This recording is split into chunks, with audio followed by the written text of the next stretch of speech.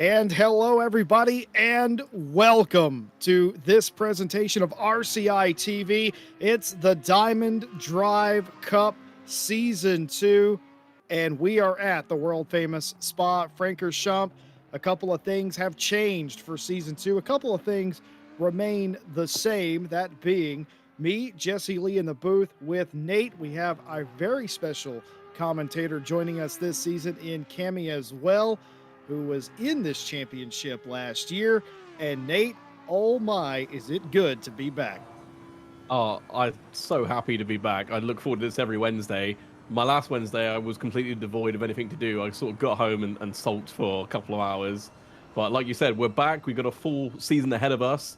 A lot of familiar names returning, a couple of new ones coming in. So it's going to be interesting to see how we progress through the season. With so many different names, different paint schemes, different cars, we have a lot to go over. Certainly, it's going to take us weeks to get through all of the nuance and the differences. Well, here are the nitty-gritty things for today. Nothing major has changed in this championship. We still have Pro, Silver, and Am all racing together on the same track at the same time. And the races are not any different in length or strategy, or excuse me, pit stops, I should say. But they were, of course, the drivers have, a lot of them, selected different cars. The track lineup is different. And with a new promise of a new season, well, there are some interesting tidbits. Like, I think the thing we all have to take note of here early is Ador Rose is back in the 56, but it's a Jaguar. I don't know, can't tell if you're excited or horrified that there's a Jag out on the field, but it's definitely been an interesting choice. Ainor is pretty convinced that she can go just as fast in this box. I think that's the kindest way of describing it, as she can in the Aston from last season. So it'll be interesting to see how that plays out. I believe you said to me just before we went live that this is a strong track for the Jag. Yeah, it is. We have not seen the Jag run in quite some time, but the last time we did see it run in earnest here at RCI TV, it was at Spa, and it won. It won in an Esports Pro Series race around here. And there are a handful of tracks that it does well at. Now, Nate, you were talking to Rose before, or overheard a conversation that they were having about they entered this car almost for the memes. Yeah, in one of the discussions that everyone was having, I think someone put it to her as a joke, and she was like, "Oh yeah, I'll go take it out for a spin," and was like, took it out, got a fairly decent lap time out of it, and was like, "Yeah, I'm gonna do this. This will be funny." And I don't know what kind of masochist you have to be to think driving that would be funny, but she's confident she can do well in it. Well, I think it's time that we go down for the very first time to our new correspondent for the championship. They drove in the series last season. They'll be in the box with us. We are very sorry about that, Cammy, first off. But Cammy is with us. You raced this track last year. What are your thoughts? Hello. I just want to say thanks for having me. Great to be here. This circuit, on every sim, it's a circuit I love. On Assetto Corsa, it just put up a real fight, and it wasn't a track I could gel with. I'm not sure if it was the car I was using last year, or the setup, or just the lack of practice time I had. But one thing I've noticed is a lot of drivers have moved away from the Aston Martin this year. I don't know if that's just drivers getting more comfortable or finding out that they can go faster in other cars. Well, that's very interesting indeed, because that's sort of what we have seen. But that Jag is very interesting. Something else that is still ongoing, folks, for those of you that were with us for season 1, particularly near the end of season 1, we have the Thigh Highs for Nate campaign. You'll see some of the teams out here today that are campaigning for that. Nate, as qualifying starts and everybody starts their outlap, or at least Pro and Silver do at least. Explain thigh highs for Nate for people that may not be aware of what that is. It's basically me being stubborn and not knowing when to back down. So, in the interest of having a little bit of fun, having a little bit of a laugh, I said at the end of last season for the final race here at Spa that if the racers could get through lap 1 without crashing into each other, I would commentate this very race now in thigh highs. Unfortunately, they didn't do it. There was an incident on lap 1, but it's caught such wind and everyone seems to enjoy tormenting me about it that I've given them one more chance here today to do the first lap without crashing into each other, and I will commentate the next race in a set of thigh highs. Yes, and we will be able to confirm that. I think everybody's on board for that. Cammy, you were in the race last year. Were you aware of the thigh highs for Nate campaign last season? I wasn't at all, but I have a feeling he's already bought the thigh highs and he's just looking for an excuse to wear them now. I think slowly the sort of benchmark for him wearing the thigh highs will get lower and lower, just so it becomes easier and easier for him to get a chance to wear them. Go for it, Nate, if you want to wear them. But Yeah, eventually I'll just say turn up and I'll wear them. That's it. the condition. Oh no, they turned up. Oh no, everyone! Damn, last race of the season is here. Oh. I mean, I wasn't aware of it when I lined up for the grid. I think somebody mentioned it in the chat just as we were all waiting for you sort of get the. So before the race, there's a few minutes countdown where we're all just sitting on the grid where, our stomachs turn and we get nervous and we run to the toilet one last time because of nerves. And somebody mentioned in the chat about thigh highs. I like to pride myself on being quite a clean racer. I don't think I had any protests against me last season, but I didn't think it would last. I didn't think this sort of no impact thing would last very long, given how tricky it can get at the back and fighting up Eau Rouge and Radion, as you see on the screen now. Well, normally the strategy plays out on the racetrack, but it's playing out in the booth right now. Pretty much, I noticed, Cammy, when you said that, Nate did not deny the fact that he already had the appropriate socks. So perhaps there is some, yeah. I will leave your imaginations to run wild. You can believe or disbelieve, whatever you please. This is why Nate is my favorite. Qualifying underway here as the Pro and Silvers get the first 15 minutes of the session. The AMs get the final 15 all to themselves. 3 different classes, 3 different championships here today. And the Diamond Drive Cup begins anew, and it was a long road to get to a season 2. It started out with we don't really have the resources to do a season 2, and then it went to, well, if the interest is there, maybe we can work something out, to the interest absolutely being there, to, oh dear, we have to find a broadcast crew and a time slot for season 2. All of those hurdles had to be overcome to get to this day, and well done, RCI TV, all of the crew, all the admin crew here at RCI getting it done, and to all the broadcast team as well for showing up. And of course, you cannot forget the drivers as well, all re-upping. A couple of teams that haven't rejoined, they have made way for new talent.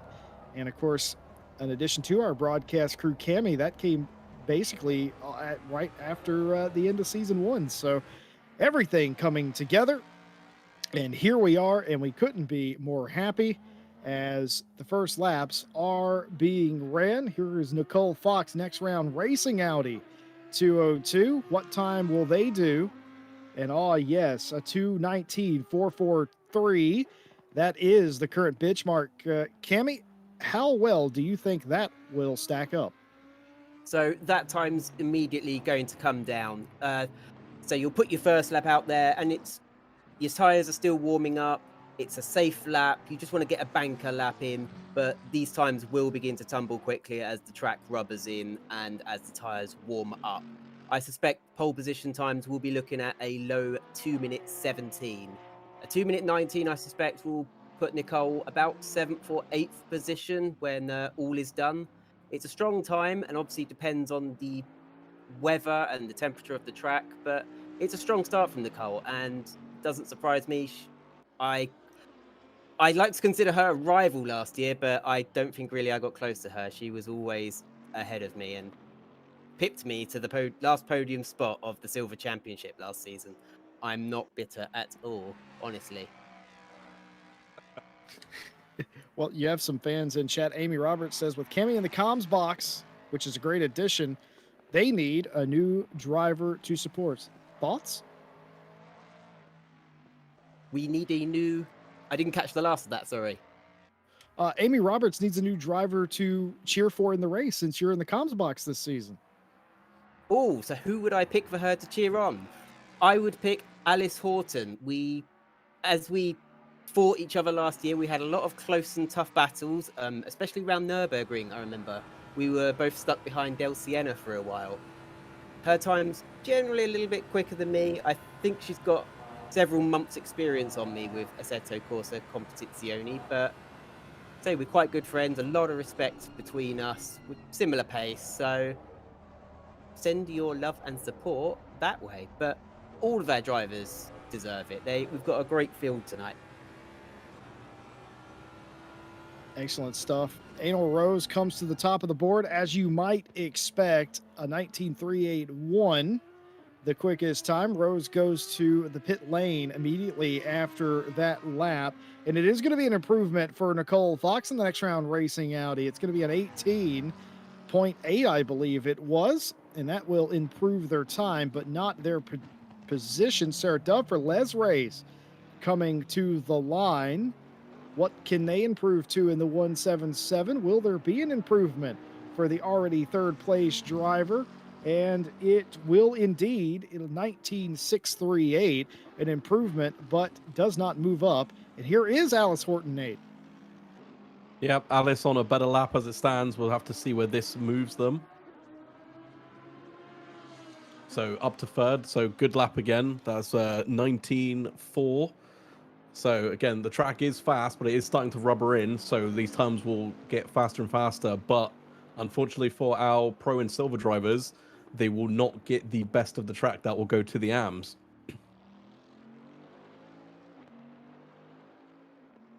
For those of you wondering what makes the Diamond Drive Cup special, what is the hook of this championship? Of course, every championship in RCI has a hook. Well, this one's is quite special and is unchanged for season 2. The short, simple answer is no male pronouns. And of course, it's all femme and non-binary for this championship. And it gives a place to show absolute talent and to highlight that. I got to say, season 1, Nate and I talked about it last year. We loved it. And we kind of, I feel like a lot of people, Nate, willed season 2 to happen. So it's a small victory for a lot of different people. And I got to say, I don't know what to expect out of this. I don't know what to expect out of a Jag leading this thing. And I don't know who will end up victorious in silver. Am's going to be off the chart as well. Who's your money on? Well, for silver, I don't know. Silver's going to be really, really close. I definitely think Nicole Fox will take it in the end, but I don't think Horton or Fury April, who has now, for everyone complaining about last season, been promoted to silver. Fury April is no longer an AM.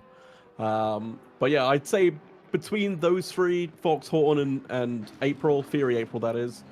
But overall, to come out on top, I would say Fox. But I definitely keep my eye on those three for the silver fight. Pro, I think you'd be foolish to bet against Rose at this point.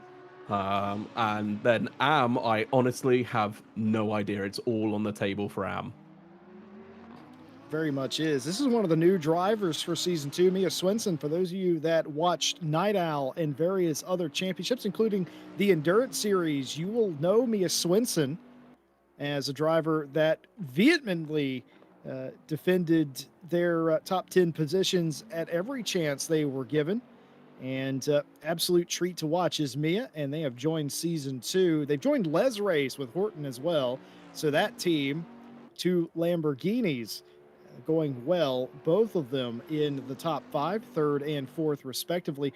Though they are in different classes, they're racing for different championships, they still are teammates. And that was Sarah Johnson returning from last season in the Bentley up into the 8th place position. I think the dynamic between Fox and April at the end of this season is going to be very interesting, because I believe there's going to be places where April has a chance and may well beat Fox and vice versa. Today, it's looking like not so much a contest for Fox, as they are dominating the silver class. Top 3, of course, right now, Fox, Horton, and Lee in the silver class. It is Rose, Swinson, and Dove in the pro class.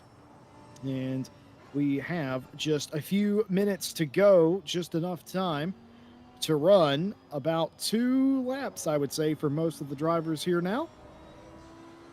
And Mia Swinson just running wide there. If she was on a flying lap, that would have invalidated her time. Just round Pouon, if you get all 4 wheels over the white line, it will invalidate your time. And if she's only got one, possibly, do you think she's going to be able to squeeze a second lap in? I think this next lap could be her last, and she'll need to not make any mistakes if she wants to get any improvements to her lap time. Well, as long as she crosses the line, which it doesn't look like she will, before the 15-minute mark, she will be able to finish her lap. So there is a chance to squeeze 2 in, but it would be tight. Mia resetting to pit road there. Apparently, and I didn't know this, but Mia Swinson is returning to Night Owl, the aforementioned series where I first I first noticed Swinson's not only ability to race near the front, but their ability to use strategy too. Is it seemed like they were on a different level for a while. So they're coming back for Night Owl season 4. Talking about the Pineapple team, there was never an exclamation point on Pineapple. You'll be interested to know. I just said it like that because it was all in capital letters, and I assume if a word is all in caps, you're supposed to shout it. So I just shouted it. There's never an exclamation point, but there may be this season. One of the fun things about Diamond Drive Cup for me is all of the fantastic cars that you wouldn't normally see on a Friday or a Monday championship. That and all of the team names, and some of them, Nate, have changed in your favor. There are some hashtag Nate in Thigh High teams out there this season. I can only apologize that they're about to be severely disappointed. Really? Wow. Okay, we're just in qualifying, and we're going hard. All right. Again, if they make it through lap 1, I will uphold my end of the deal, but I refuse to be cheated out of a bet. It's not happening. I will be the adjudicator, because folks, I want to see Nate in some very pretty thigh highs as much as anybody else. But I feel like I can be fair and unbiased, as this is a bit of an issue for Nicole Fox, and it's going to be a spin as well. Caught up behind a slower car, and this is the problem you run here, Cammy. Yep, if they're both on flying laps, the car in front they do not need to move out the way. They're just entitled to the track space as Nicole Fox. But unfortunately, running in the dirty air of the car in front, you get the dirty arrow, as they talk about in Formula 1. You lose the back end, and that's the end of your lap. Unfortunate, really, but she's starting on the second row of the grid. So first row, tell a lie, sorry. So she only had one space to improve anyway, so as long as she gets away cleanly, she could very easily jump Ainor at start. Well, if I recall, that's exactly what she did here last race. I believe she started P2, got the jump on Bokita and led for the first few laps. So maybe P2 is her lucky spot. Fox looking for the same trick that worked last time. I feel like that's one of those clickbait titles. Take the lead at Spa with this one simple trick. Leaders hate it. But with that said, everybody now on their final timed lap. Sarah Dove for Les Race will be the first to come across the line and finish their qualifying. Not an improvement, almost exactly 1/10 slower than the quickest time, but still third on the timing sheet. Will start in the second row. Most of the top 10 have already pulled into the pit lane. Only a handful of cars still out qualifying, finishing it up, as all of the AM drivers have been released from the pit lane, and they are out on their first sighting lap. As here is Yvonne Vandenberg for the GTWR female racing team. Saw GTWR in the endurance race at Monza over the weekend. And here is the 14 coming to the line, looking to improve from 10th, and does by one position, jumping Fury April into 9th. Well, that's just not fair, what Rose just did. Rose going a few tenths quicker, doubling effectively the delta between them and Fox. And it just goes to show the talent and ability she is putting on display. I'm used to grids being the top 10, maybe being separated by under a second, count it in tenths, but the sign of a true great driver is when they can just create a half-second gap to the car in second place, when they just go above and beyond and just put a stonking great time in. So Ainor Rose, along with her teammate who's not here this evening, Mia Rose, I look up to them. They're cut above the rest. Maybe they're the center of the series. Both of them. Wow, that's high praise.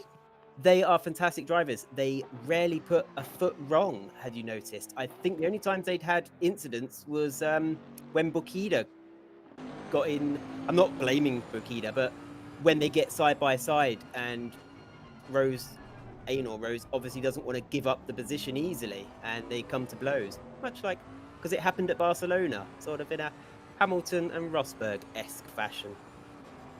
I like the metaphors and analogies and the comparisons. I love it. You may think, some of you at home may think, well, it's a bit unfair to compare this to Formula One, but I'm going to go ahead and disagree with that, because a lot of the parallels are incredibly similar. The aerodynamics, the driver mentality, the driving style, the accidents, it's all relative here. And speaking of relative, here is Hedda Rangsetter for Turn 1 Diamonds in the 818, back again for Season 2. Now, we talked to a bunch of these drivers, Nate, at the end of last season. We had it's almost like a little after-season party almost, and a lot of the team said, of course, we're coming back, but we may come back in different cars. We saw the Gayzilla GTR, who we knew was coming back for this season, but do any of the car changes surprise you? Yes, is the simple answer. I'm surprised to see people in the Porsche. Purely from my own horrific bias standpoint, the car is just... Oh, don't get me wrong, I love the car, and annoyingly, it's the one car I can actually drive very well, but it's so skittish, and if you look at a curb, it just gets scared and turns itself around. Like, you have to have a very specific driving style for that car, and it only operates in a certain window, or only operates very well in a certain window. And if everything doesn't come together, and if the stars don't align, and you don't wish upon a shooting star and pray to whichever higher power you believe in, it doesn't work for me. So I'm surprised to see people in the Porsche. They've obviously worked it out better than myself. I'm a little bit disappointed there's no NSX back this year. I really enjoyed seeing that car because I like the way it starts. It has a really interesting starter noise to it. But one thing that one of the drivers mentioned was that they were in the Mercedes GT3, but the non-Evo, so the 2015 Mercedes, and I believe it was Natalie Lee, if memory serves. But it's surprising that with the newer model available, quote unquote newer model, that you would get in the older one. But obviously that suits their driving style. Does make you wonder what changes there are between the 2015 and the 2019, 2020 models of cars. Because I ran with the V8 Vantage, which is the 2019 Aston Martin. But of course, I could have run with the 2012 Aston Martin, which had a V12 engine. It sounded a lot better, but it did have some handling quirks that it made it slightly understeery for me. But I wonder if maybe in more capable hands, it would be a quicker car. I think the difference between the Evo and non-Evo Mercedes is they've re-changed or reprofiled the aero on it, which is a given for most of the Evo / facelift / whatever you want to call them. And I can't remember if I read it somewhere, but I'm pretty sure it's got different suspension on it. Don't quote me on that, but Just different. We don't know if it's better, worse, just different. yeah, they just removed it. It's just like go-kart suspension. That's it. They swapped it out. That's it. Well, in sim racing, it might as well be because it is that quick and simple to make changes on the car on the fly. Any of these drivers can jump into the pits, and if they feel a setup's not working, they can instantly just load a setup that they've got on file. It happens instantly, and they can jump back out on track. Whereas in the real world, such setups could take anywhere from 15 minutes to 2 hours to get ready.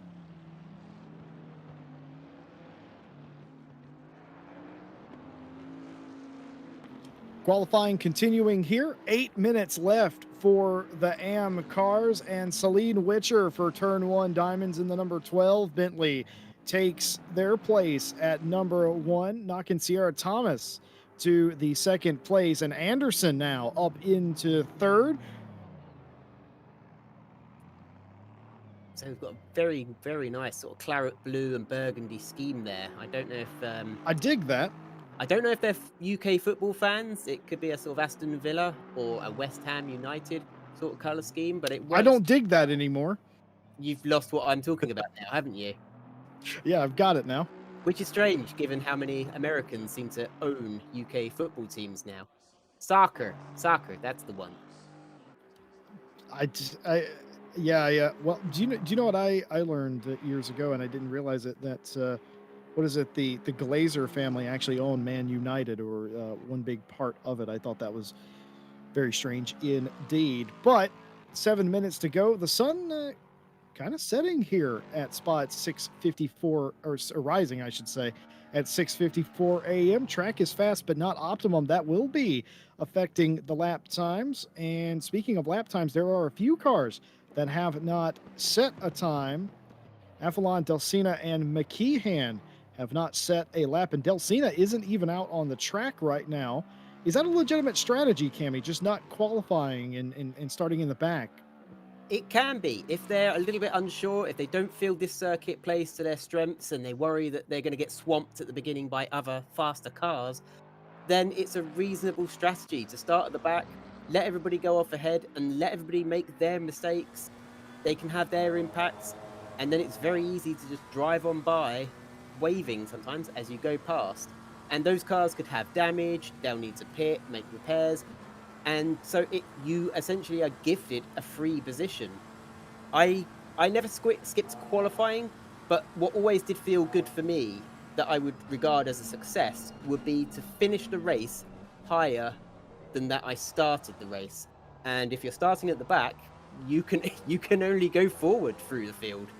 There is no way down. I don't want to spoil your fun, but as you started that, Delsina left the pits. That's why we have you here, all eagle eyes in his Welcome.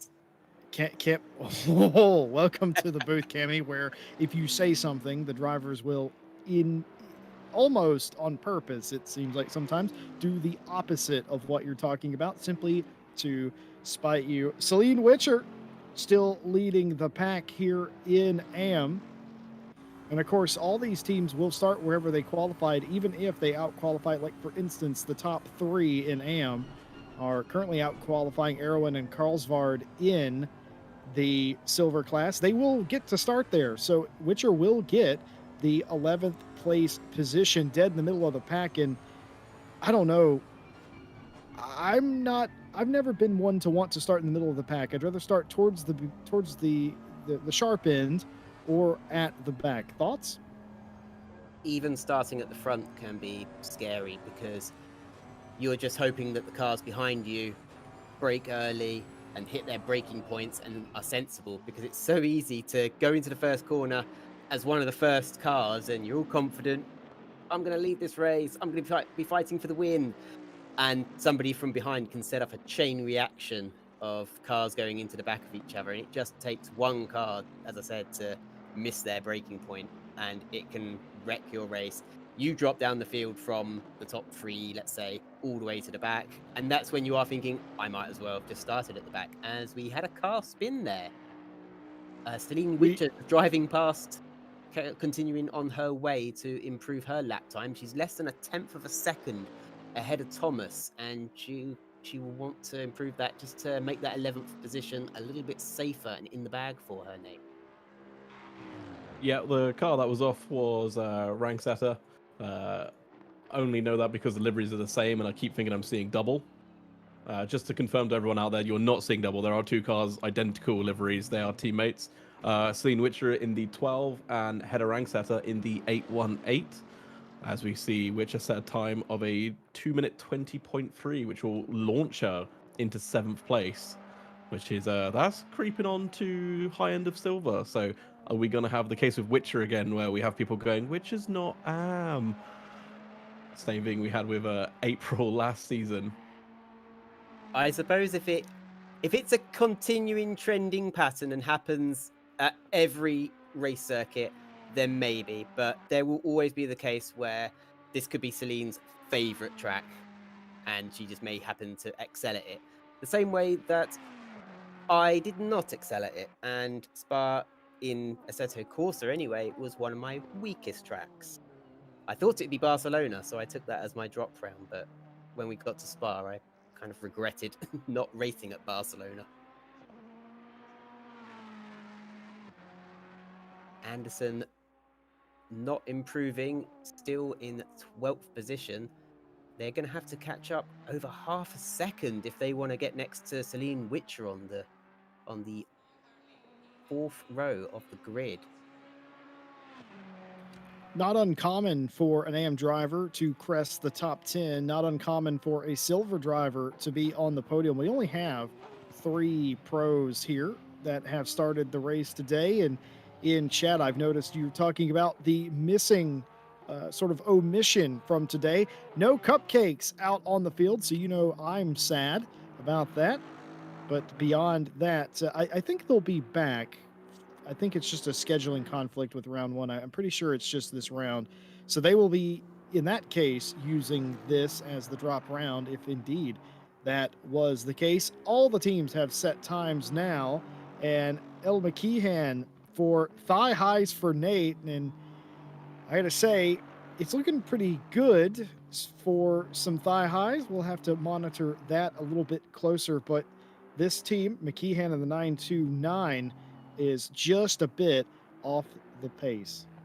292, and you've cursed Mickey, and she's off just as you said that. Well, that is a problem with the booth. 55 seconds to go in the qualifying session. All flying laps count. The majority of the AM drivers are still out trying to make lap time. Witcher is trying to climb even higher than the 7th position, and everybody else seems to be chasing, as Anderson, Delcina, and Thomas are all very close to one another, and pulling out a 10th and a half from any of those would jump them to second in class. Just a reminder of how this championship works. It's 6 rounds, 1-hour races, and of those races, you are racing in your own class, not for overall points. And you have 1 dropped round, and that round will be your worst race of the championship.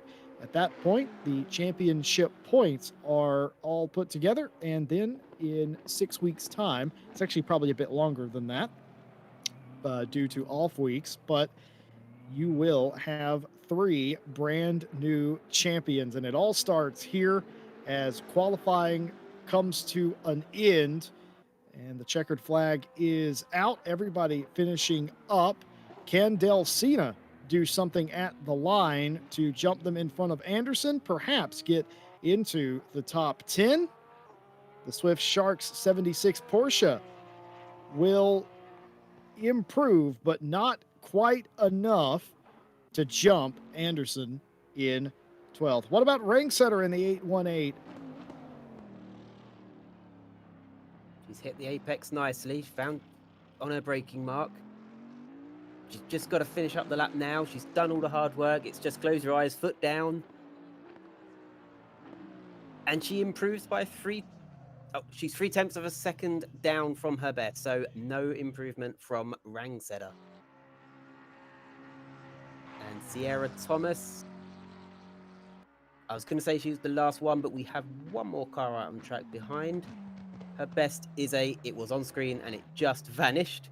She is 2.9 seconds down from Ainor Rose's best time. Let's see if that changes. It does not. She will start the grid in 14th position. And I'm going to cheer a little for Sierra Thomas because they're running number 5, which is the number I ran last season.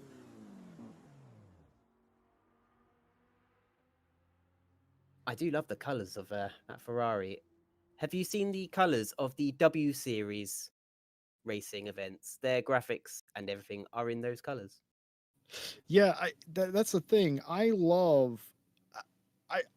race cars should not be boring as qualifying officially ends. Race cars should be very interesting to look at. They're supposed to be very striking just as a mechanical thing, but they're also supposed to be vibrant. And this is, of course, my opinion, but I love whenever color combos like that go together. That all pops on that particular car and many others besides. Well, we have finished qualifying for round 1, and now, well, this is typically the point where we look at championship points. Well, it is round 1, folks. We do not have any of those, so we'll just what we're going to talk about now is what may occur here today. Nate, here are the rules, folks at home. If every driver makes it around lap 1 of Spa-Francorchamps clean without causing an incident, a spinning car, or a sector yellow flag, Nate will present a future round of this championship while wearing thigh-high socks. We kind of have to take the word for it though, because we can't see him. We have a way to confirm. Nate, are you nervous at all? Oh my god, yes, absolutely. So here's the thing. You were talking to your to your significant other earlier before we went live. You don't currently own a pair of these socks. You would have to then order a pair of these for a future race. And I'm going to help you pick them out because I've been doing a bit of research on that. And I reckon Cammie will join us as well. Absolutely. And I think we're going to pick you out a fantastic pair. I have a couple of ideas, Cammie. We'll talk later.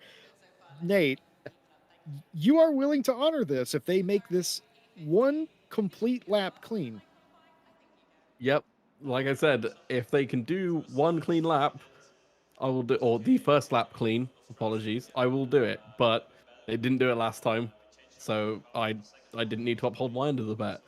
So obviously we never like to wish for incidents, shall we say, but a little part of me hopes someone gets a little bit loose and maybe doesn't take someone else out, but maybe just turns them around a little bit. Hold on. Yeah, do an extra warm-up lap. Okay, that should ensure we get. See, that's what happens when you don't specify, Nate. See what Cammie's done there. So It is very simple. The first lap under green in this race, if there are no yellow sectors, if there's no backwards cars or calamity, I would say fender to fender contact where nobody leaves the racetrack is okay. I wouldn't call that a crash. So, Kemi and I will be doing the adjudication for this. We will make sure that we agree that it was clean or it wasn't, and just say sort of thigh highs part two electric boogaloo here. I think, Nate. The Electric Boogaloo round 2, version 2, however you want to call it. Let's just see, because you guys all tried to trick me last time, but I'm eagle-eyed. I caught the fraction of a second yellow we had. I saw cars lagging behind. I checked the gosh darn replay, and you all try to lie to me. So whatever your adjudication is, I don't believe you until I see it with my own dang eyeballs. Strong language there, Nate. But I can hear the excitement rising in your voice as the excitement Very nervous, isn't undoubtedly he? builds for the drivers as well. This is where they'll get last second nerves. Or this is where I would run to the toilet, make sure nothing's going to disturb me during the race. Because I have had an endurance race where my TV came on. Well, it came up with a display saying the TV is going to shut down in 1 minute unless you press a button. And that's the worst thing to appear whilst you're trying to navigate tight How did you corners. deal with that? I had to wait until I was on a straightaway and quickly lean across from my seat, sort of by feel, trying to find the remote control for the TV. And yeah, I think I lost a couple positions. I lost time. Luckily, I didn't bin it or anything. But the trouble is when TVs are hooked into computers, it's HDMI. They don't so much receive it as a signal like they would a television signal. So they think you've just left me on for too long. I'm going to turn myself off now. Real race drivers don't have to deal with that. Well, the safety car releasing the teams onto the siding lap when they come down the hill next time, it will be under full steam as they race up Eau Rouge and Radion, and the bet on season 2 on here for the Diamond Drive Cup. We thank all of you for your support in getting to this point, and we hope that you enjoy season 2 as much as we certainly will.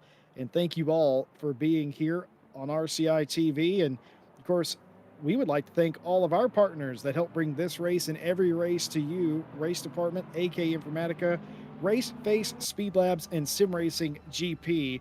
More information about those fantastic folks in the description. And remember, you don't just have to watch, you can get involved. We have splits for all different groups of skill, whether you're an esports pro or just starting out.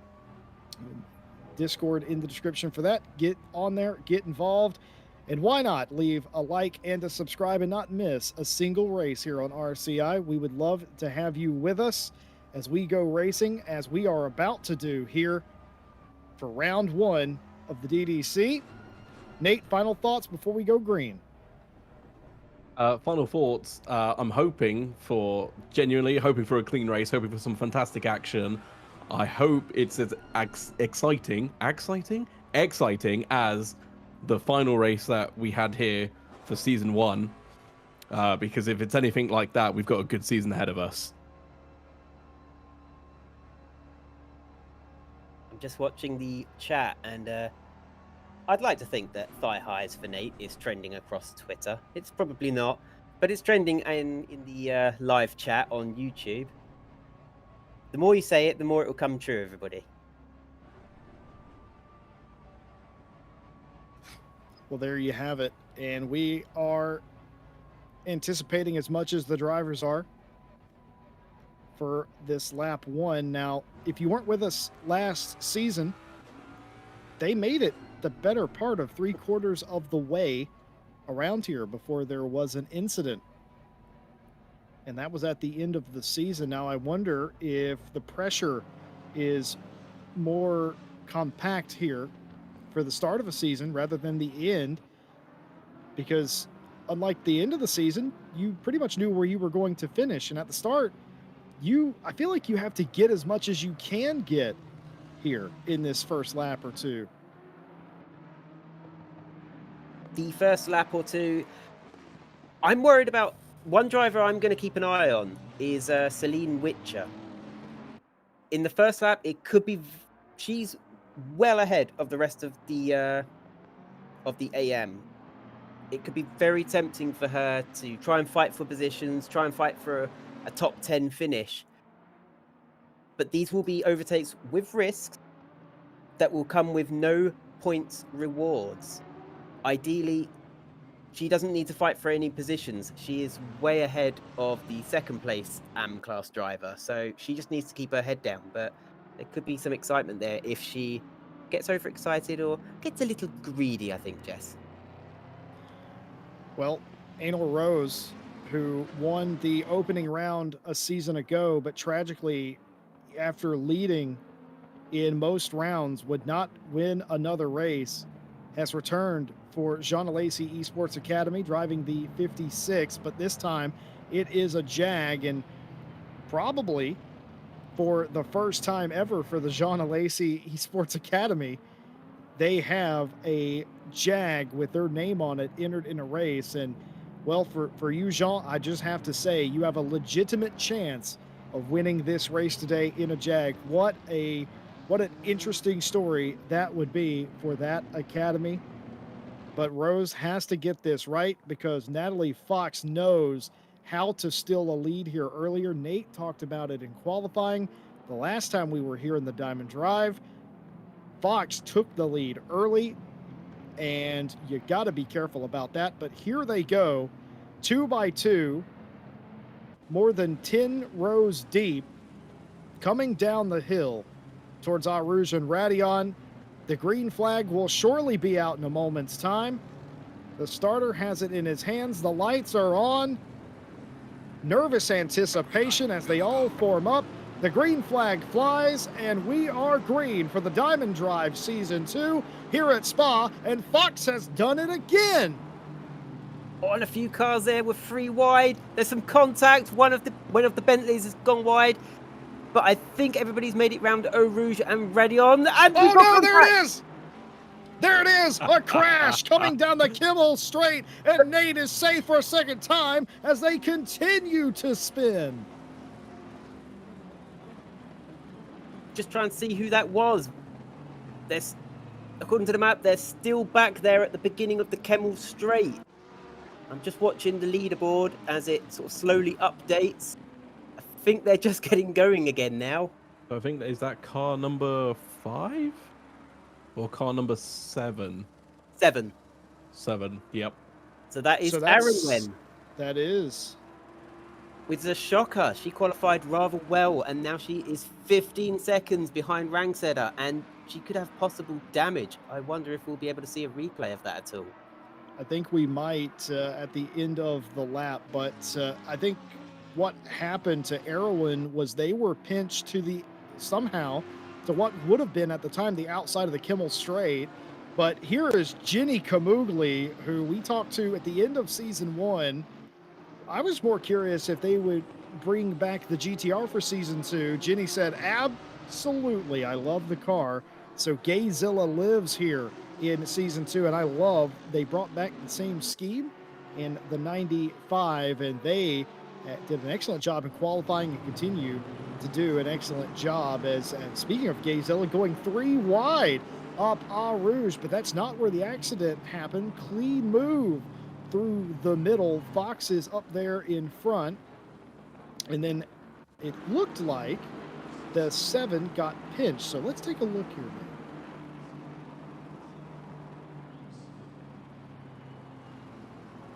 Just showing you some more of the start through the opening stanzas, some minor contacts, but here is Sophie Erwin.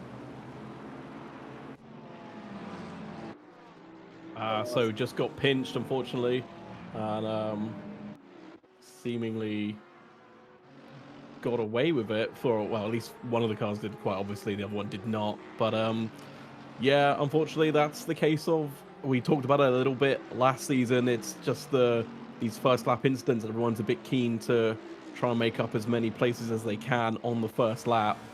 And unfortunately, it doesn't always work. That's a terrifying sight, isn't it? Nowhere to go. Nowhere to go when that happens. You know you can't just slam the brakes on. You won't be able to stop in time. You try to turn, but other cars aren't anticipating it, and it just becomes a pile up. Yeah, As really you had cars unfortunate. trying to rejoin the track, other cars not quite looking maybe at their radar, but you've got 3 cars across the track. There's just no room. 3 into 1 doesn't go, as Martin Brundle would say.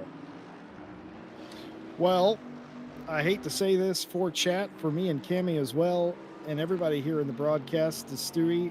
I hate to say it, Nate, but I think you're clear for another race. I don't think we can declare that clean because of the incidents. What happens to Alice Horton here? Goes a bit wide, and there is Ginny Kamugli. A little bit of side contact. That's fine. You listen, hip to hip, wheel contact. That's okay. Rubbing is And, racing. rubbing is that's why I love you. Rubbing is racing indeed. And well, we talked about Fox getting out in front. Well, they have been passed by Rose in the Jag. So now Rose has to manage their fuel, their tires, and the gap for 55 more minutes. 6:14 a.m. right now in sim time. Track is fast, not optimum. So could see some sliding out there, but guys, just going back to what happened in the Kimmel Straight as Ginny goes a bit wide and may serve to that position. Nope, not quite. She's going to be vulnerable now to Horton coming up to La Source. Horton So could what get- happened here? Ooh. Ooh, She just got on the curbs. There's not as much grip on the curbs, and the car just sailed on. Luckily, she didn't try to turn whilst she was braking. She just kept it straight, let the car come to a stop, as late as that was, and then turned in when grip returned. well, Celine Witcher in the 12 Bentley, who you may have known from qualifying, was by far and away the highest AM qualifier. They have had an incident in the Bentley. They're down in 20th place, and that means Delcina in the 76 Porsche, of all things, a Porsche, Nate, is leading in AM. Screams in Porsche. But as we see one of the BMWs off track, well, the only BMW in this series actually. Oh, Arwen Wow. Brock goes for a big one, and Radion smacks the wall. And that is, how many seconds of damage do you reckon that is? many. Many. Oh my goodness, look at that. I don't That's, think I've ever seen one like that. She's That's very just- lucky not to collect her teammate. Stick some gaffer tape on it, kick it out, bit of T-cut, send it on. That's fine. It'd be fine. No, it looked like she just got a bit of a tank slapper on. So if you watched the Formula One on the weekend, you may have spotted Nikita Mazepin having a couple of his trademark spins. And what tended to happen was the back end would go one way, he'd correct, and it would violently snap the other way. And it's nigh impossible to catch those. And it looks like that just what happened uphill. And really nothing you can do about it. There's very little runoff space, and as soon as it flicks the other way, like when it happens on a motorbike, you can lean a bit too far and you just get a wobble, and it throws you the opposite side. And you've got nowhere to go. It throws you into the barrier, and that looks like several minutes worth of repair work. So it would just be a case of finishing the race for them, I think. Just being able to get to the end will be an accomplishment after that. As with Celine Witcher, what did I say at the beginning? They may have been fighting for a position, or they may have been caught up in somebody else's incident, but you could Oh. say now they may as well have just started at the back for all the good it did them. What you're saying is you commentators cursed Witcher. Oh, and something's happened to Rangsetter, and I think that is what happened. I think it's just a single car incident, just perhaps going a bit too fast. Could have just got Well, wide onto the marbles, or it could be the case that these cars, most people will set their cars up for qualifying. That's when you're doing the fastest laps, and it obviously feels very good. But when your car's full of fuel, the car can feel very different, and it can change depending on the car. It can change the characteristics, as we've got blue flags out at the moment, but I don't see anybody moving over as Charlotte Robinson makes up a place. Is that the Lexus going off?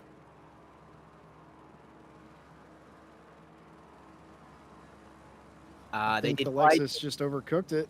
They Yep. did what I did. You're just going a bit too hot. You have to go over. She got round the speed hump, gave the place back. No more to be said. Oh, the Bentley has moved out the way. If I was Well, Ayla Rose, I would be angry now because Nicole Fox has been able to right up. Anor Rose would be saying, blue flags, get that Bentley out the way. And Nicole saying, yes, this is what I need. I need people now to slow Anor down, which lets me catch up. I can conserve a little bit of fuel as well in the slipstream, and it gives me a chance to keep fighting on. It stops Anor getting away. But they're going to come up to Johnson in a moment as well. So it'd be interesting to see how quickly Johnson responds to the blue flags. So this is the battle for first place. Stewie bringing you all the pictures of the action today, as he is accustomed to doing for the Diamond Drive Cup, and that was the rear wing of the Jag, and this is the splitter of the Audi, and that's all that's in it between first and second. Will these two care that this doesn't change the amount of points that they get at the end of today's race? Of course they want. This is for an overall win, and while it doesn't pay extra points, it pays $1 million worth of pride and confidence, as Nicole Fox goes incredibly wide in the 202. And now Ginny has recaught Fury April for second place in silver. Earlier, I will correct a mistake, as I will have to do all season. I may have called Nicole Fox Natalie Fox. I am confusing them with Natalie Lee. The reason I'm doing that, other than the fact that I'm a bit thick in the head, is because I have a family member by that name, and it is messing with my brain.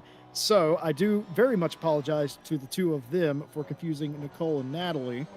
And I'll try to stay on top of that, as Fury April now sees a big orange and purple GTR in the rear view mirror. And this is a very interesting battle between April and Kamugli, a Porsche versus a GTR. I haven't been able to say that in about 5 years. A Porsche and a GTR. A Porsche is that rare in the RCI series? It is now, yes. Oh, and Jenny's very wide there. She will definitely get, and she will get one of the off-track warnings. Yeah, she also lost the position to Horton as she was sliding off the track. This is like Formula One Imola all over again, just people losing the back end. Is the track a little greasy? Well, it's not. Oh, it is optimum now. Okay, so it's just gone optimum, 22 degrees C. There's a bit of a wind here. It seems to be coming out of the, what'd you reckon that is? The northwest, I think, a little bit. So that's a significant wind, and it looks like it will be not pushing sure. people down the Kemmel Straight. Yes. Well, Sophie Erwin got a stop-go 30. If you remember Kimmel Straight on the first lap, Erwin got the worst of that incident, and they had to come down pit road for some much-needed repairs.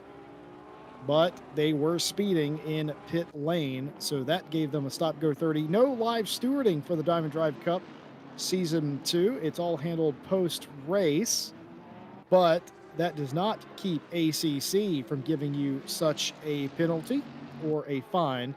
And if you collect more than 3 off-track warnings, you get a drive-through. If you speed in the pit lane, you get a stop-go 30. Simple as that. Rose is now pulling away a little bit from Fox in second place, 1.2 seconds the gap, as Vandenberg looks to take 8th place away from Natalie Lee. Around the outside, the hard way, but if you can hold on to it, you can get this move done.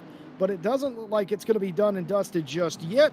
Or is it? Yes, it is. GTWR's Vandenberg in the 14 up to 7. Eris Athlon going to be tagged Oh. in the back. But very sporting. Very sporting. Robertson slowed down for Aphelion. That's very good. So let's have a look. She's going for the outbreak. Neither of them want to give it up. I think they just misjudged their position slightly, and then just a little tag. That tag probably helped them because it spun them round 360 and got them mostly facing the right way again. There won't be much damage on the car at all, so it's just a case of picking themselves up, cleaning the dust and mud off, hoping nobody saw that. We did, and just carrying on. As Nicole is still keeping within touching distance, still less than a second, which is a good place to be at the moment because Nicole doesn't want to spend the whole race right under Aenor's back wing because she'll be getting the dirty air, there'll be less grip, she'll be working her tyres harder, and she might as well just drop back a little bit and just keep in touch because the moment Aenor makes a mistake, Nicole can jump in as we just cut to Sarah Johnson. What's happened here? Ooh. Oh, a little love tap. I don't know if the stewards post-race will like that too much because rubbing is racing, but bumping and running is a bit... It's definitely going to get you a wag of the finger if nothing else, but... Straight out of the school of British touring cars, that is. The old punt to pass. Yep. I want to say I'm impressed with McKeon. Last season, I think it was maybe their first season, they had spins on the regular. They were the Mazepin of the series. But I am impressed. Their lap times are quicker, they're much more consistent, and they're running in 16th. They're the last of the people to stop, but they haven't made any major mistakes. So as far, I think for McKeon, they can call this sort of a personal victory. I think they're doing really well, and that should be commended. Well, for those of you that may not be abreast of the rules here for the DDC, 1 hour races, 1 pit stop required, mandatory stop, no pit stop timer, or no pit stop window, I should say. You can pit anytime you want, so as long as you add at least 1 liter of fuel, no tire change required. And again, some new viewers may be wondering, what is the point of that? Well, you can still lose a ton of time in the pit lane, and strategy is everything. And when you pit is very important indeed. You'll likely see a lot of the teams split the race in half. You'll also see some teams wait to the last possible moment within the last 5 minutes to pit. It's all a big game of chess at nearly 200 miles an hour. Mia's flashing her lights. Mia wants this Bentley out the way now. It looks like they're going to get the move done, but they had to sort of go up the inside and outbrake the Bentley. The Bentley didn't make it particularly easy for them. They didn't make it hard, but they weren't doing Mia any favours. So Mia might have been held up a little bit there through Blanchimont. And Alice Horton and Jenny Camugli are going to have to come up to that Bentley as well. So it'll be interesting if the Bentley... Because I think blue flag drivers should move out the way. I know that's not strict. As long as the leading car can pass safely, it's okay. But I personally made it a point for myself to maybe take a wide line at a hairpin or just ease off the throttle earlier than I would otherwise, just to help facilitate the safe pass for the leader. Of course, the RCI steward ruling on blue flags is they are suggestions, not commandments. But any moving under braking or blocking or attempted defensive driving of a faster car, especially one that's lapping you, or exclusively one that's lapping you, may result in some sort of penalty. Eris again going off, and Nate, I have to bring something up. Ryan Gill commentator broadcaster here at RCI, as we see, just completely that's a losing it. big No hit. grip. Well, Nate, Ryan Gilt was in chat, immediately started cheering Eris on, and then they've crashed, and now they've crashed again. Commentator's curse, I reckon. Ryan's not even in the box and giving people the commentator's curse. Maybe it's an RCI thing. I just think it's a Ryan Gill thing, Nate, to be honest. Ryan, are you saying Ryan Gill's bad luck? Well, I'm saying that every race he's ever done well in, he's not seen the checkered flag in. So, you be the judge. I'll kick him out of the live chat if that helps. Ryan Gill confirmed bad luck. Yeah, Fabian in the chat has brought up a good point. The drive-through penalty for anyone here is particularly painful because essentially you have a double pit lane. You have to drive through the Formula One pit lane, around La Source, and then drive down the GTR pit lane. Well, they've got suspension damage at this point, and in addition to that, their aero is all messed up. So they came around that Eris came around that corner a little too quick, as if they normally would, and you realize that my aero is messed up. Perhaps I've got collapsed suspension on some part of the car, and you just send yourself in a spin. I've done that myself because it doesn't.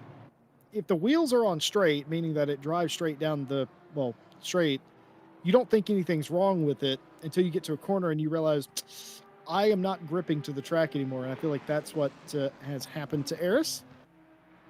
Meanwhile, battle up at the sharp end of the field. This is 1 and 2, and Fox is not giving up. No, it's really great to see Fox still in touching distance of Rose. Only, less than a second between the two, and it seems to be a constant gap. As we mentioned earlier, obviously if you get too close, you get the aero wash and you start to lose grip and burn your tires up. So maybe Fox is hanging back, just playing it safe, as was mentioned earlier. Maybe she's hoping to go longer in her stint to have fresher tires at the end. We'll have to see how it plays out, but definitely not letting Rose wander off like she may perhaps be used to. So this will be one to keep an eye on. The cars are going to be very different to each other because we've got a battle here between a mid-engined car in the Audi and a front-engined car with the Jaguar. So as they run through their fuel and they run through their tyres, the Jaguar's front tyres, I think, are going to be wearing out quicker than the Audis. So it wouldn't surprise me if the Jaguar starts suffering a little bit of understeer. And that will help Nicole Fox just close up that gap. So I think she'd be on for the victory. She doesn't need to make any overtakes at the moment. She just needs to sit behind and just hope that she can just pressure Ainur into a mistake. And it's the easiest thing to do in the world. That's where I would be if I was in this race at the moment, just happily sitting behind her. Celine Witcher making her way back up the field. She's got quite a few positions to go yet until she takes the lead again of the AM class, which is being led by Delsina at the moment, who is in 10th position ahead of Carlsbad. Well, Witcher's in 6th place in the AM class. They qualified on pole, some large margin in front, and had a little bit of an incident on the opening lap. I think they may have been involved with Erwin in the 7 and also spun, or perhaps they had a incident later on in the lap. Unable to confirm that, but 6th place. And I will, you know what I'm going to do? I'm going to do the math because Witcher has already pitted. They do not need to come in again. And the team in front of Witcher, Thomas, has also pitted in the 5 McLaren. So that will be an interesting battle between the two of them, but quite a gap between them. Speaking of quite a battle, every time Jenny Camugli has tried to pass Alice Horton, it hasn't gone exactly to plan for the Gayzilla GTR. But here's hoping 3rd time is the charm. One other bit of information I'm being told by the race admins that run the show behind the scenes. We merely broadcast it. We're not the ones running the show. We have a RCI staff that do that. They have communicated to us that a couple of different teams have received warnings about their latency. Their cars are jumping around the track and becoming hazardous. They have been told that basically sort it out, or if it gets too dangerous, we might have to park here, is basically what has been said. So we'll keep you abreast of any changes to that. No action has been taken other than letting the teams know that there is a connection problem. And looking around the track right now, I don't see anybody out of line at the moment. So let's hope that everybody can keep it together for the final 37 minutes of the race. I've not spotted any of that either. And it will be so frustrating for the drivers who are being told that, because when you're driving, there's nothing you can do about your latency. You can't pause the race and go and restart the router. Or the router, I believe, is colloquially called, Jesse. Well, yeah, because when you put a U in a word, it loses the long O sound. So Like the word colour. There's no U in the word color. Kalawa. Yeah, so here's the thing, Cameron. Here's the thing about British people, you too, Nate. You got to stop letting the French dictate your language, okay? Because that's why you have those U's in there that don't make any sense. Not that I have a problem with the French. They're very lovely. It's just French is not English. Therefore, I've done the math. French is not English. Jesse Lee, you heard everyone. it here first. There's a quote I want on a shirt. Wait, isn't Louisiana? Jenny Camogli is trying to get by Alice Horton. You see, that's what we call a move it along. Jenny Camogli trying to get around Alice Horton, who is themselves trying to get around Fury April. This isn't even for the lead in silver, but this is for Camogli a pole or a podium position. And for Horton would very much like to have second place. If you want first place in silver, you got to go all the way to the second overall team. And look at this pass there on the lapped car. And I feel like that impeded Horton more than it did Camogli right there. It did. Jenny closed right up there. And that was the same Bentley I was saying earlier. So there might be a few drivers wanting to have some polite words with that Bentley after the race when it comes to the blue flags. See Jenny closing right up in the corners. Again, this is another battle between a front-mounted engine car, get the words out, Cammy, and a mid-mounted engine car. And I prefer a mid-engine. How about you guys? Where do you prefer the engine in a car?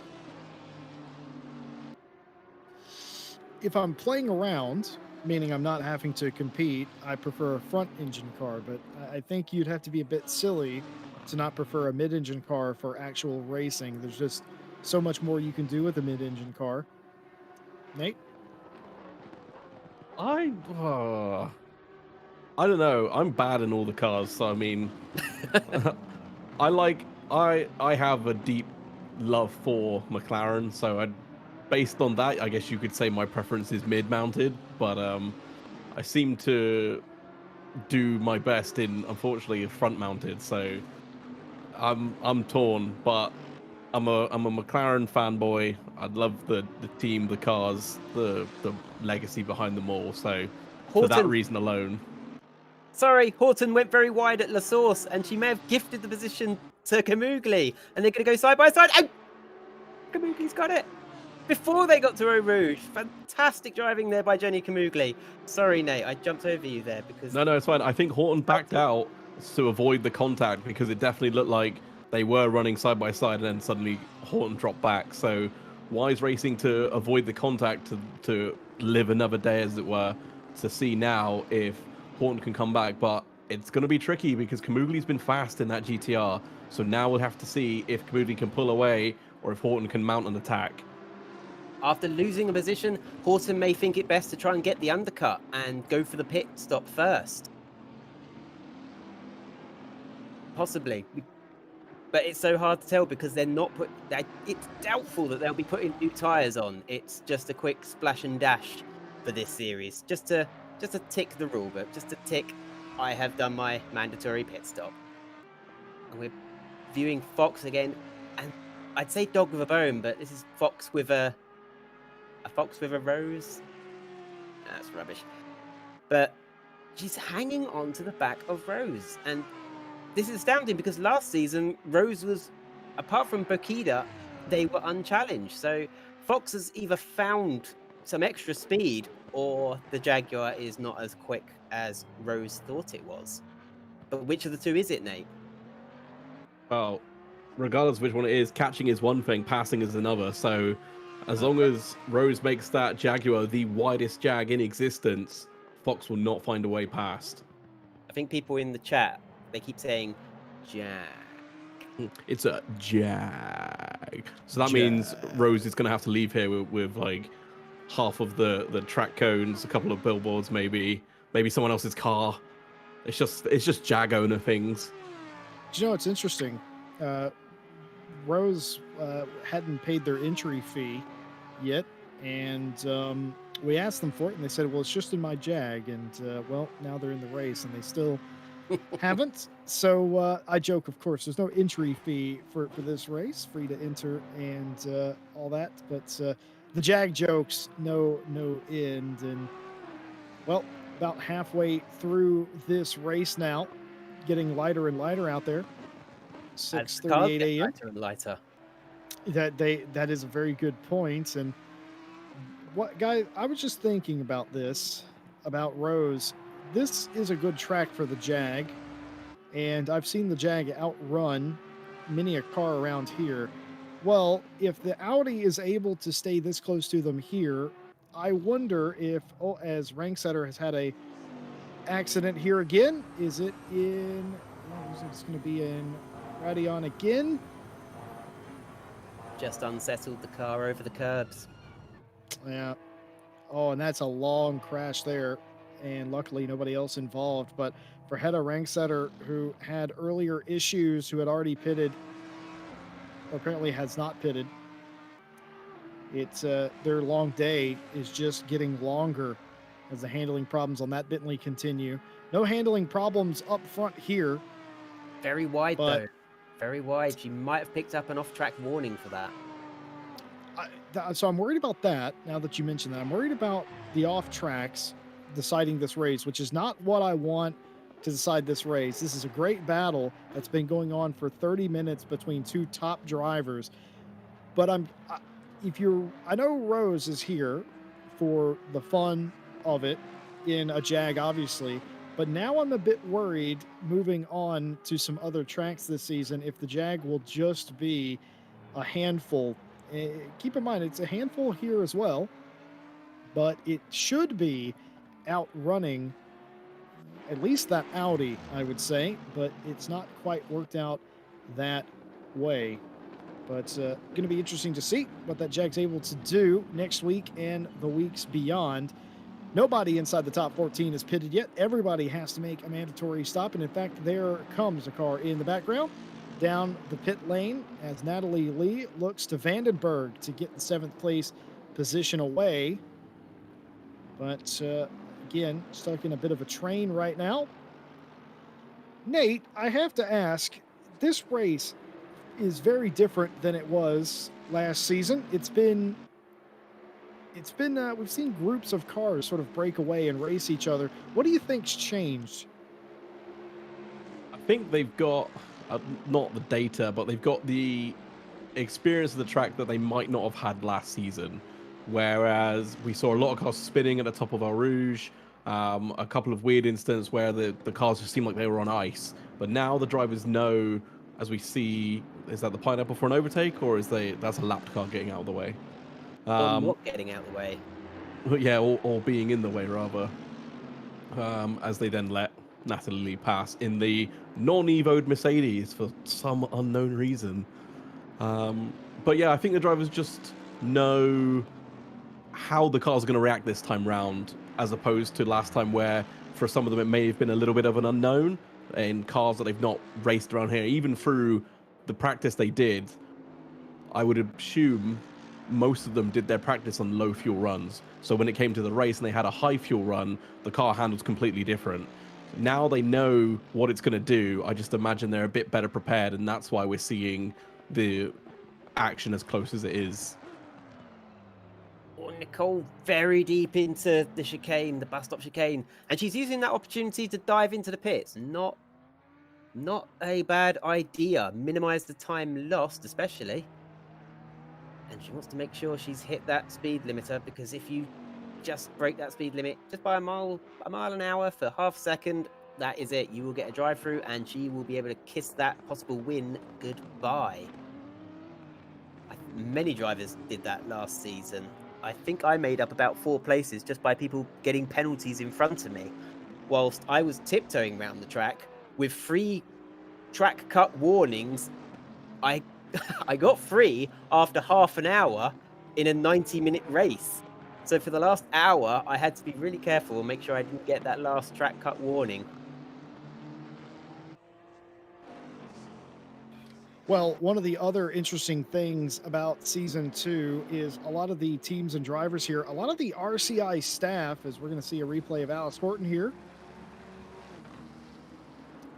And yes, some contact there, nearly forcing them into the dirt, but they stay on the track. Forceful overtake, but overtake nonetheless. But what sort of occurred or had been occurring is a lot of the staff here at RCI had taken a lot of the DDC drivers sort of around the track and have been coaching them on certain aspects of ACC, not necessarily racing in general, but just ACC, because there is a substantial amount of talent here that are fairly new to ACC. And ACC, of course, like any sim, will have its own quirks and that and setup and things along those lines. So a lot of the staff here have taken up fandom of certain drivers, particularly ones that they're coaching. And you may interest you at home to know that they're all sitting in a private discussion by themselves talking about, well, my driver is doing this. They're like proud fathers. It's weird. Are they living their dreams through their drivers? Well, I can tell you one thing. Fabian Schmedberger, who makes our spotter guides, is an admin and a head steward and an all-around great guy. He's grown a mustache and he started wearing cardigans and drinking coffee. So he very, very proud indeed is Fabian Schmedberger. But it's very funny to see that happen where they're all very proud, and I would be as well. This racing has been fantastic today. So all the drivers and everything, they need to pat themselves on the back. It has been incredibly good driving today. And if you compare that to the opening round last season, where it was, well, Kemi, pretty... Let's put it like this. I started 12th. I did not make a single overtake, and I finished 4th. Yes, indeed. Sarah Johnson going to lose it here. Looks like those tires are done. Perhaps the arrow not helping them. That was a slow spin. Breaking traction into the corner, perhaps. Gets it refired, and the 888 will get going. But, oh, see, there's rear damage to the 888, and that is probably affecting the aerodynamics. Leader Anor Rose for Shauna Lacey Esports in the Jag into the pit lane to fulfill their mandatory stop for the race. Got Amy Roberts in the chat has asked, does Rose get to change Jags at the pit stop, as they must have a second one hidden in there?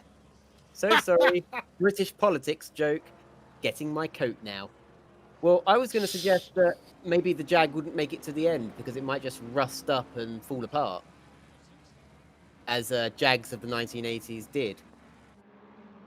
Any sponsorship with Jag? Any potential sponsorship deal with Jag has gone out the window, though, for me.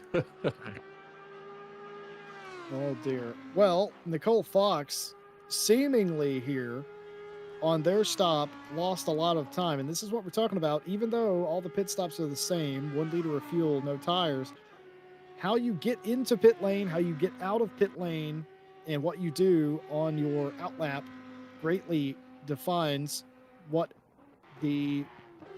sort of the strategy comes out as. And we saw Fox get it a little wrong into the chicane, but even still, they've lost a lot of time. I wonder what happened. It could come down to some drivers will meticulously practice their pit stops, and just to make sure they don't overshoot their box. She might have overshot the box, and then you have to back it up, reverse, and you'll lose time there. Oh no! Oh. one of the what appeared to be a Bentley. We talked earlier about connection issues to the server and the admins warning some of the drivers. And right in front of what would be the leader after pit stop cycle through Rose, very clearly contact made, and Sierra Thomas has had an issue now. I think she was looking for grip on the grass. You're not going to find it there, Thomas. So she's going up the inside at the end of the camel straight. Textbook move. And she just on the curb. Just a bit of oversteer. She's just hooked the inside tires into the grass, and they've just sort of dug into the mud a little bit, and it's just caused the outside wheels just to over rotate. But she caught it. It could have gone a lot worse. So, update on Nicole Fox's pit stop, being told by Stewie, who has done the math. It's catching on, Stewie. That it was 12 seconds slower was Fox's pit stop compared to the leader Rose. So 12 seconds lost in pit lane. Adding fuel, perhaps? Maybe they short fueled it to try and shed weight, maybe. That could explain how Fox has managed to keep up with Rose. But if Fox has lost 12 seconds, but also Rose has had that little coming together with the car that was lagging, if they've taken damage on the car, that could slow them down, and it may enable Fox to make up that 12 seconds again. So it's still anybody's race, I think.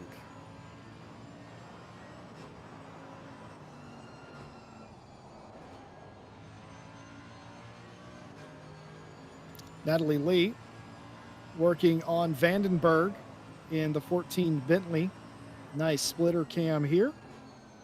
Lovely circuit is Spa-Francorchamps. And you can really use the curbs here to your advantage, but they will bite back, I can promise you that. This for 5th place, but perhaps more importantly, 3rd in silver. Early days in the Season 2 championship here.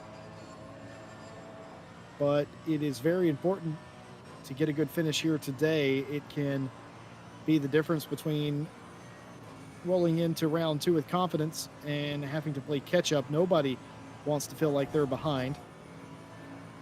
And for Natalie Lee, who just destroyed that section of the track as all but caught up to Vandenberg.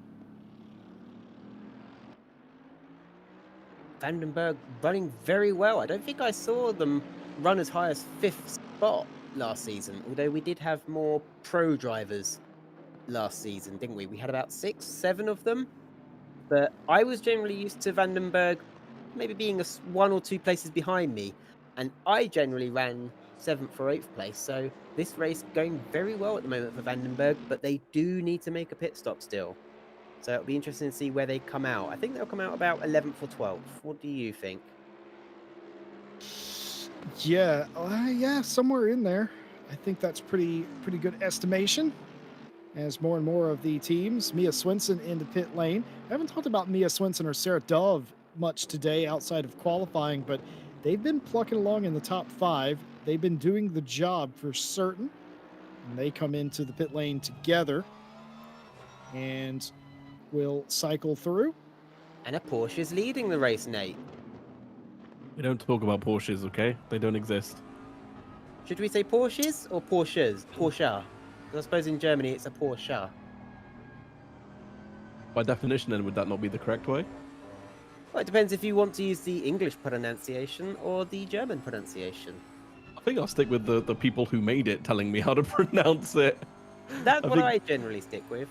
I think they know better than me. But looking back now from Vandenberg to Natalie Lee, last lap, Lee was 2 tenths quicker than Vandenberg. So pace is definitely in that Mercedes. Just can they get the move done to get themselves into some clean air?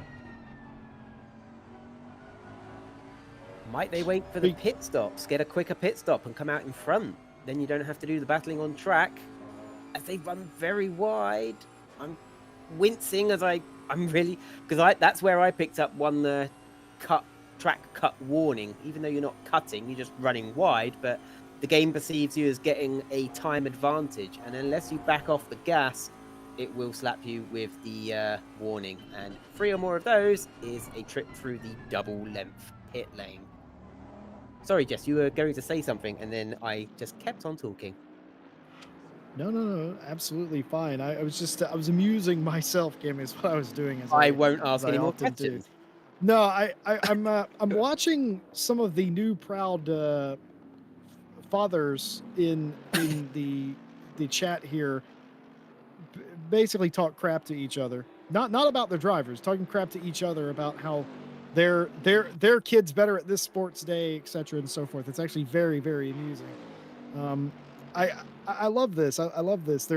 Everybody here is so invested in the racing, and this is your leader of the race. This is Fury April for the Swift Sharks team in the 717 Porsche, and that gold on that Porsche shows the dirt and the grime that they will have picked up from racing some 45 minutes around here. And this is the leader of the race. Still 5 cars that have to pit.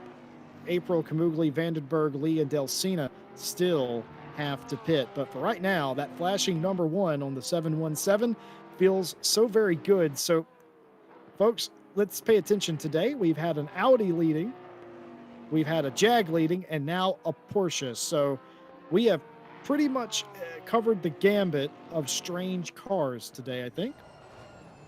I don't think they're too strange. I suppose I need to follow more of the... Oh! Brock's gone off all by themselves? Arlen What Brock. happened there? So a little bit wide, and then they went wider, and then... Oh, my! It just went around on them. There is no grip out there. That is... It's unused tarmac, it can be dusty, and I assume they kept the power down, just hoping that they could just drive out of it, but... Ideally, they would have... Hindsight's a wonderful thing, and they would have needed to back off a little bit on that dusty runoff space, as Fury April makes her mandatory pit stop now. And if I can make a tenuous link... Are we fans of the gold and white livery on the Porsche first? Can I just check? I absolutely am. Yeah, I quite enjoy it. So, gold and white looks very similar in design to the Praga being driven by Jimmy Broadbent in the same series that Charlie Martin is racing in next season with the Praga team. Her car will be black, white, and red, as we've got Vandenberg spun at La Source. No, I think those are coming together. I definitely saw Natty Lee in the top of the picture before we cut to the replay. So we've got Horton's quite a way back. This would be quite a lunge. Ooh. No, sorry, my apologies. I said that was Horton. That wasn't Horton. That was Lee, wasn't it? In the... I think it's like an anime character on the side of that Mercedes, is it not? I don't know which one it is, but it definitely is an anime. I think it's that Hatsune Miku. I've just been outed as a weeb. Do you know who knows a lot about anime? Or broadcaster Stewie. I heard he has a few favorites. Stewie likes the one with boats, right? Something like that, isn't it? It's like high school girls that at lunchtime turn into ships or something like that. He was quite fond of that one, apparently. That sounds Japanese. Sorry I missed class. I was busy being a battleship. And we thought high school was difficult back in our day. Imagine being a battleship. Yeah. So, yeah, Charlie Martin, I think, has a reasonable excuse for not joining us this season, as she will be racing in the Brit Car Series with Praga alongside YouTube racing sensation Jimmy Broadbent. But also, Sarah Moore won't be joining us. I think she, as well, has a valid excuse, as she'll be doing practice for the next season of the W Series. All of these race series, of course, had to take a year out because of the horrors of 2020 that I won't name, because if the channel was monetized and I say the C word, it will probably get demonetized. But yeah, that's why they're not here. They've got good excuses, and I think I can safely say from everybody at RCI, from Jess, from Nate, that we'll be wishing Charlie and Sarah the best of luck in their respective series. Absolutely. So Charlie Martin, the big reason why Diamond Drive Cup was even broadcasted on RCI TV in the first place. It was not our brainchild, the Diamond Drive Cup. It was Charlie Martin's and a few other people's as well. So they wanted that series. I think a lot of us here were very interested to see how that series would work, and here we are, season 2. So thank them very much for allowing this series to continue. And in addition to that, like Cami said, very good luck to the both of them, and I hope that they have the bestest of seasons. I'll be watching both the Praga in the UK and the W Series with a little extra enthusiasm this season, I reckon. Have you seen the Praga cars, Jesse? I have done. They are, I think they are like little Le Mans prototypes, but they only have a 2-litre engine and they compete in the Brit car series, so about 300 horsepower, but they just look like baby Le Mans prototypes. I think they're a wonderful little car design. They definitely have a bit. They look like a Le Mans car, but they drive like a GT car, and that's very fantastic. It drives like a really fast, really dynamic GT car, but they also make a very distinct, specific sound.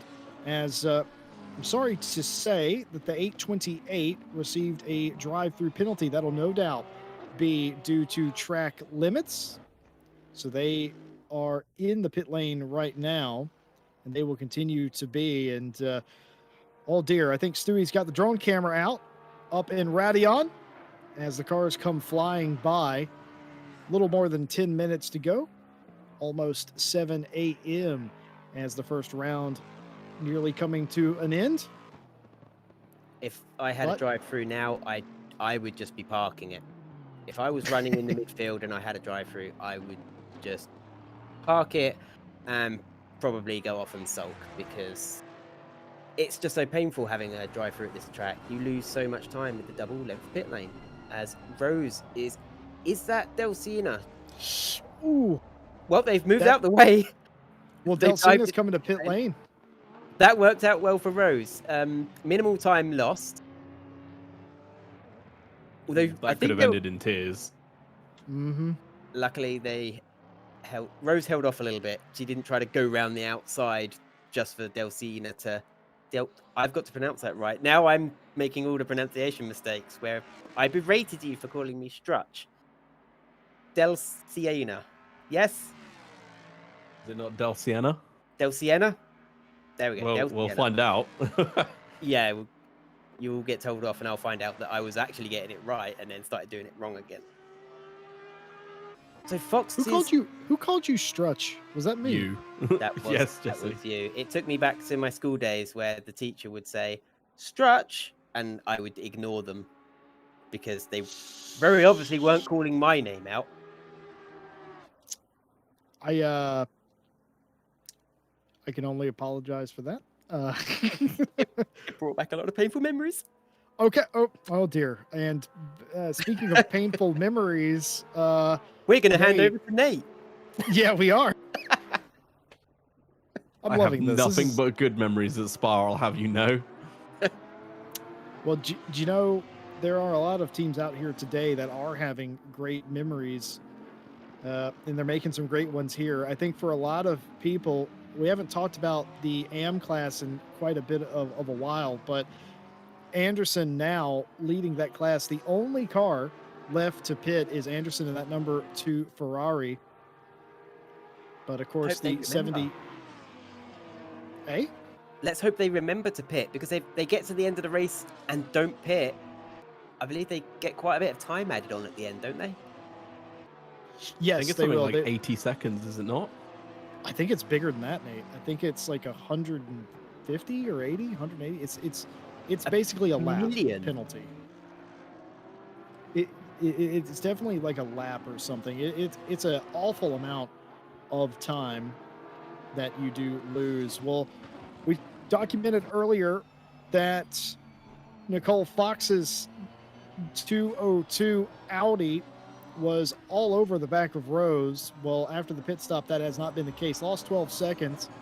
And in the process, lost second overall to Sarah Dove in the 177 McLaren. As Delcina gets a look up the inside and gives way to Horton's Lamborghini. Surrenders the 10th place spot, but for Fox, they are down to third overall. But honestly, they probably won't. They'll probably be a little miffed they don't have a shot at the win here at this point. There's just not enough time left. But it's still going to be a win in silver for Fox, and Anderson is in. Yeah, Fox won't be too upset. You know, it's like, oh no, I didn't win $1 million, but you know, I've still got 900,000. You're not too upset, really. So I think, you know, coming second would be great for pride, ego, but Fox is still going to come away with the winner's points tally in the silver class.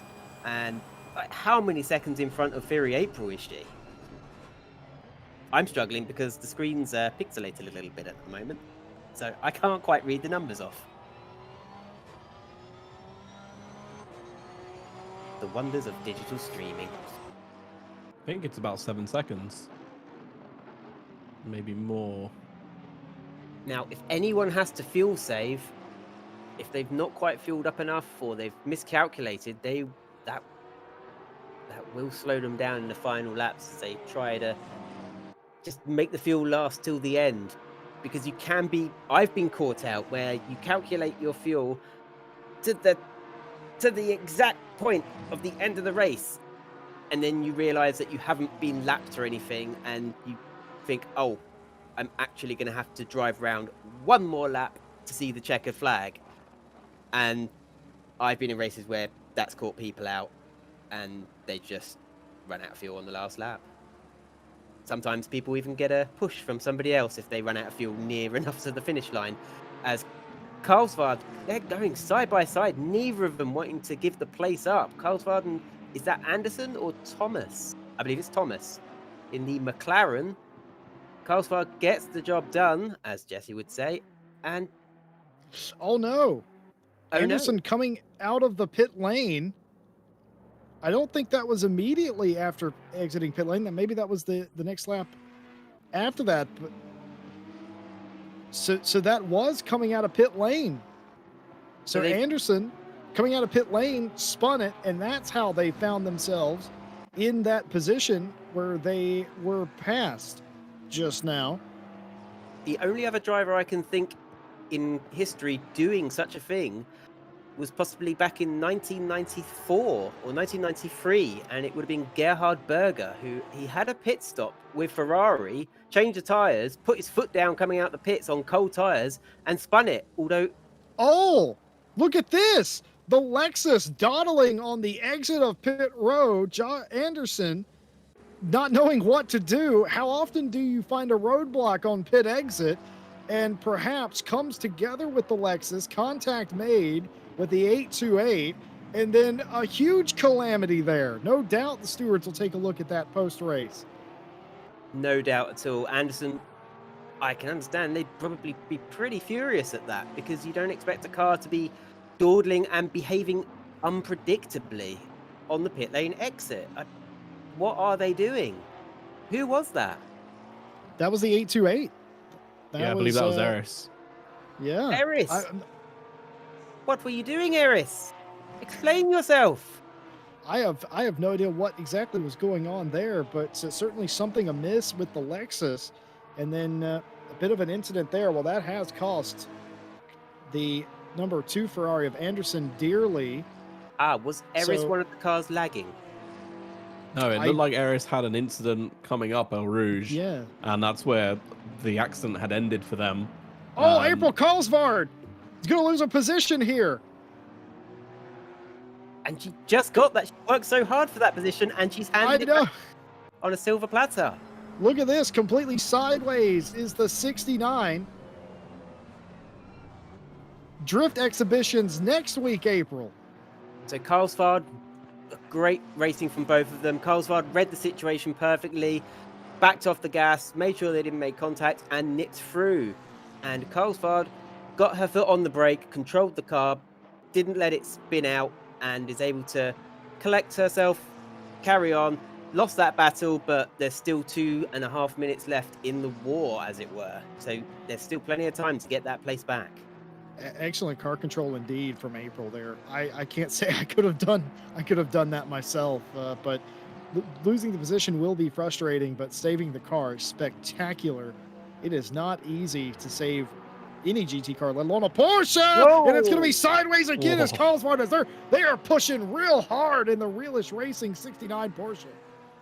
Now, the Porsche's engine is further back than most other mid-engine supercars, I think. So are those rear wheels just getting a little bit overheated now? And as she's trying to push hard to get that place back, you find if you've lost a bit of time, you try harder to regain that time, and you can end up making more mistakes.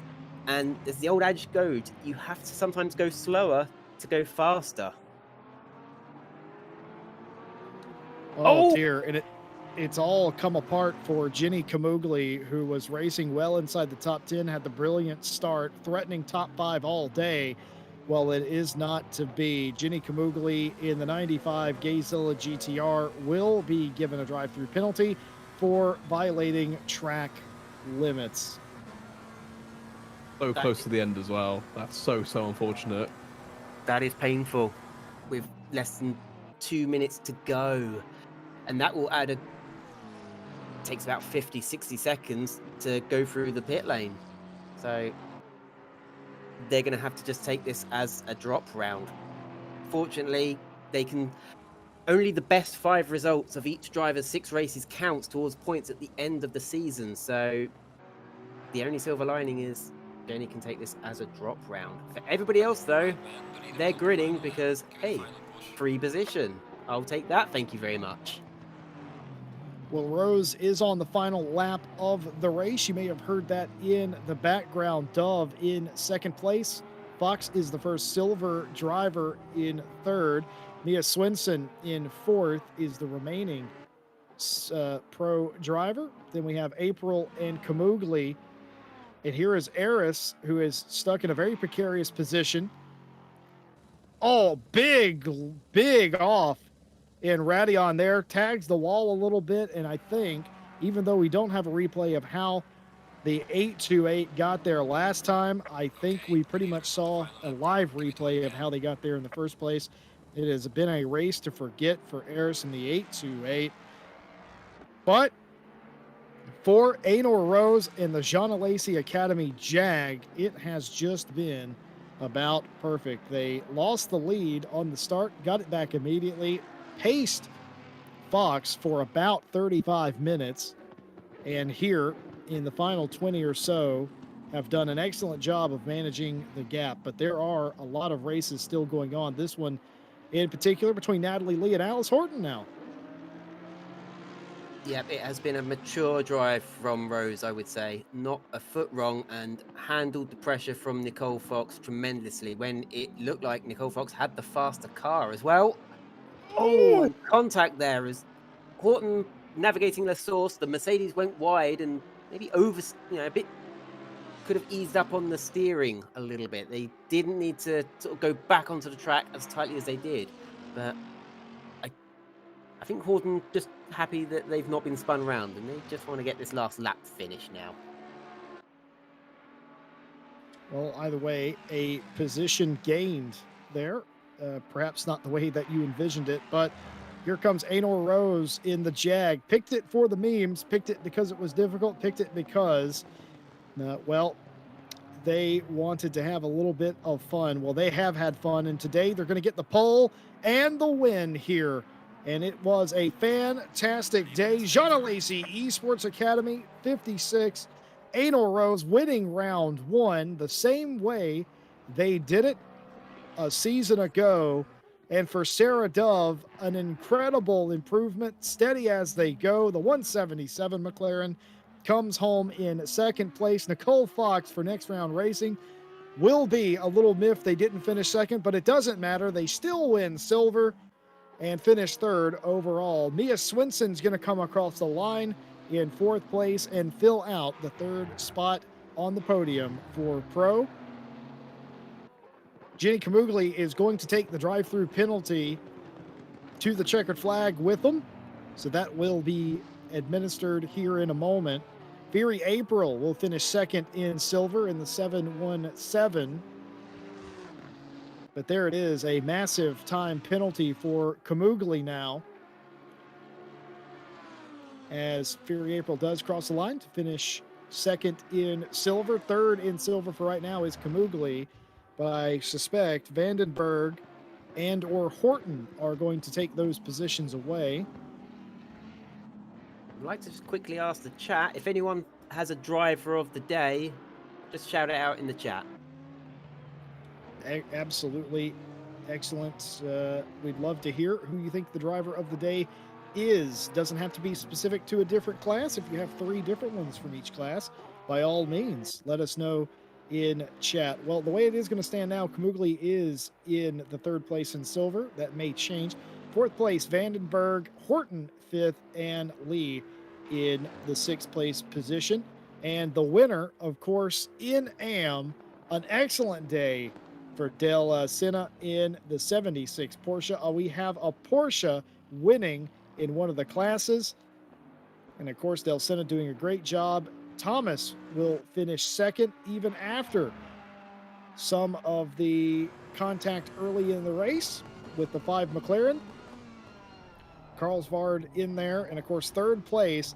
It will be a long road back for Witcher after qualifying first by so much and having such a frustrating incident. They will get all the way back to 3rd. And that is the podium positions for the 3 classes, as we will likely pull up the final results to confirm. Just an overall final. Rose wins over Dove and Fox, your podium. Then Swenson, April, Vandenberg, Horton, Lee, Del Senna, and Thomas, your top 10. And behind them, Carlsvard, Witcher, Camugli.